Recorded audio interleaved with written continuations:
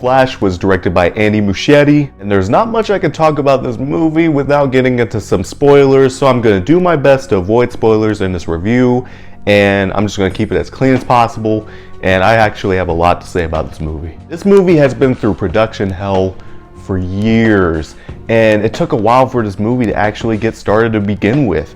We finally got it started, and then some Ezra Miller drama caused this movie to get delayed. You learn it? Did you want to fight? Is that the deal? Whoa, bro. Along with COVID and many other factors. Did this movie stick the landing? Well, first let's talk about the plot of The Flash, and then I'll get into whether or not it stuck the landing.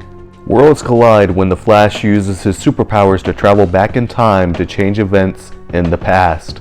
However, when his attempt to save his family inadvertently alters the future, he becomes trapped in a reality with General Zod and no metahumans left. To stop this ongoing threat, the Flash must enlist the help of a very different Batman and get him out of retirement to save an imprisoned Supergirl to save the world where his mom essentially still lives. That's the most I can get into without getting into some spoilers in terms of the overall plot of the movie, but if you've seen the trailers, you know the gist of what's happening with this movie. The Flash has a major tragedy that happens to Barry Allen, where essentially he goes back in time to save his mother, and it does not go the way he wants it to at all. I completely broke the universe. If you went back and changed the past, this world must die.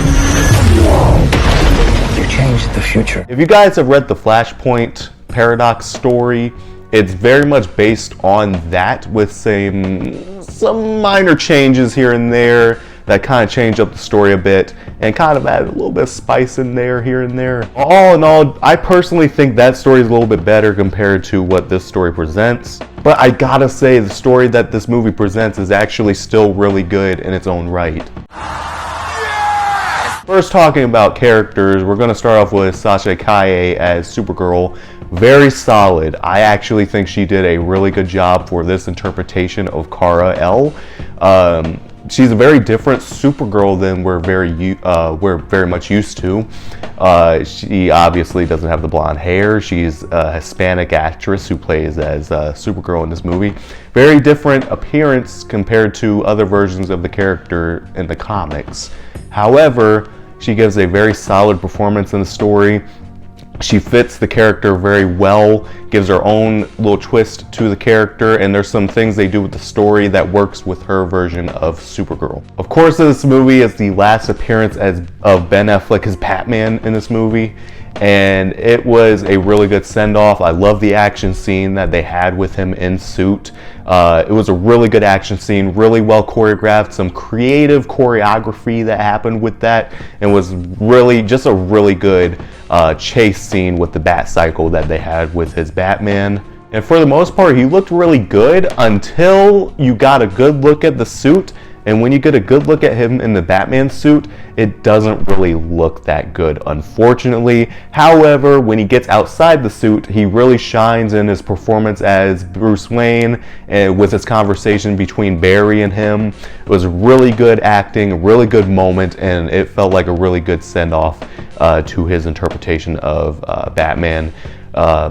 Goodbye, Batfleck. These scars we have make us who we are. And I'm meant to go back and fix them. Michael Keaton is stellar as Batman in this movie. At first, I wasn't super crazy about his first appearance in this movie. I felt like it was a little bit off for Michael Keaton. However, when the character starts going into the story and the story weaves in, and he starts getting more involved, then he really starts to stand out.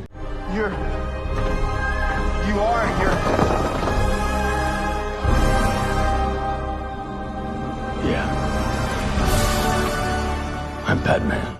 And he's a very confident Batman. He plays the character very well, as always.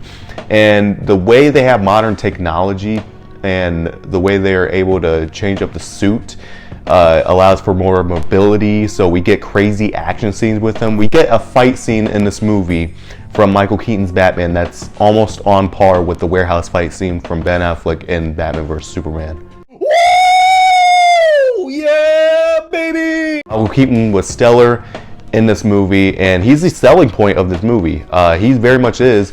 However, this is still a Flash story, ultimately, and that's something that I think is great about this movie. You could very easily sell this to audience as a Batman movie, but ultimately when I watched this movie, I was actually shocked to see that this is still the Flash's movie. When you pay to see the Flash, you're getting the Flash. This is very much a very personal story to the Barry Allen character in this movie. I can't imagine what you've been through. I love you, Monkey. You lost both parents in one day. And Ezra Miller is actually really good. I was almost hesitant to say that because there's a lot of controversies going on with Ezra Miller. Committed a lot of crimes, assaulted some people. I don't want to see Ezra Miller in this role ever again after this movie. But however, for the movie that Ezra played in this overall movie, Ezra was really good in this movie and is good at playing two different personalities. His main Barry in this movie is the standout, in my opinion. The emotional moments that Barry has between him and his mom really hit hard, and it was some of the best storytelling that I've seen in a comic book movie in terms of the loss of a parent. Because the loss of a parent, you roll your eyes like, oh yeah, I get it, your parents died. No, I actually felt it in this movie, and it did kind of almost bring me to some tears, especially near the end. And also with Ezra Miller's great performance as the first Barry also comes my negatives with the film. The other Barry is very, very annoying and very stupid. There's a difference between being immature and naive, but it's almost to an extent in this movie where that other Barry is almost special needs. Oh,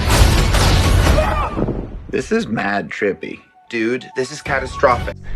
And it's not very well done, in my opinion. Now, the character starts getting a little bit better towards the end with a plot twist that happens, and that's good for that other version of Barry, but I didn't really like the other Barry that much in this movie. Also, the biggest standout in this movie is definitely the visual effects. Now, with all the stuff that happened with this movie and the behind-the-scenes drama, I understand why the visual effects artists didn't get the visual effects done properly.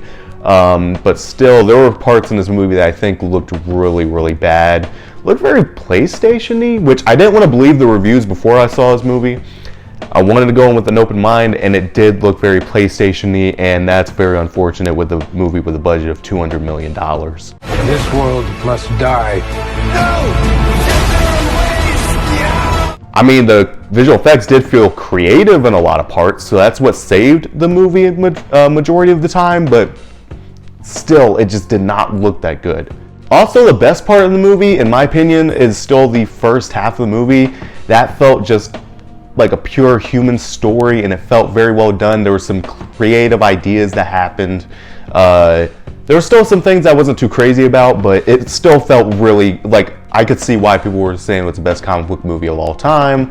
And then you get into the second half and it becomes a generic superhero movie, and I could see why that's a major problem.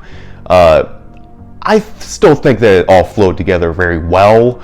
It was a very well-told story, and ultimately, some of the cameos in this movie did feel like they were just kind of thrown in there, but at the same time, I still love seeing them. I love me some cameos sometimes. Nice. So The Flash, while not a perfect movie, like people were saying it's the best DC movie of all time, I wouldn't say it's the best DCU movie of all time, but I would say it's probably third or second place. I'll have to really think about that. So yeah, I think Andy Muschietti's The Flash is actually I'm gonna give it a great film rating. I'm almost lowering it to a good solid film. I had to really think about it for a minute, but I still think with all the issues this movie had, it's still really, really good. Like, I was actually shocked at how good this movie was.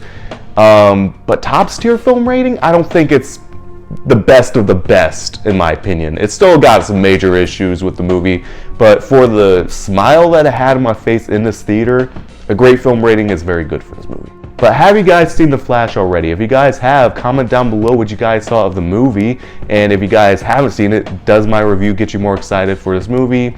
And what are your guys' thoughts on the future of the DC universe? Comment below and let me know. And as always, if you guys liked the video, make sure to subscribe today to join the Izillization.